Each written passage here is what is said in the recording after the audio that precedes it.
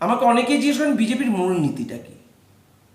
আমি তাদের বলি, আমি একবার গেছিলাম বিজেপির এক নবনিযুক্ত রাজ্য সভাপতিকে সংবর্ধনা জানাতে।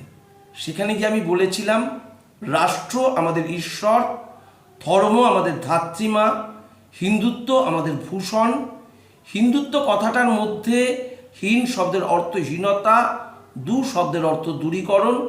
দেশ থেকে হীনতার দূরীকরণ করে এক সন্ত্রাসমুক্ত ভারতবর্ষ আমরা গড়ে তুলবই, এটা আমাদের শপথ, যার সূত্র ধরে সমস্ত বিশ্বের বুকের উপর দিয়ে ছুটে চলবে হিন্দুত্বের অশ্বমেধের ঘোড়া। এটাই কিন্তু বিজেপির নীতি হয়। হিন্দুত্বটা আমাদের ভূষণ। হিন্দুত্ব না থাকলে, অর্থাৎ জামা কাপড় না থাকলে আমরা উলঙ্গ, আর রাষ্ট্র আমাদের মাতা। বিজেপি একমাত্র ভারতকে মাতা জ্ঞানে ভারত মাতার পুজো করে।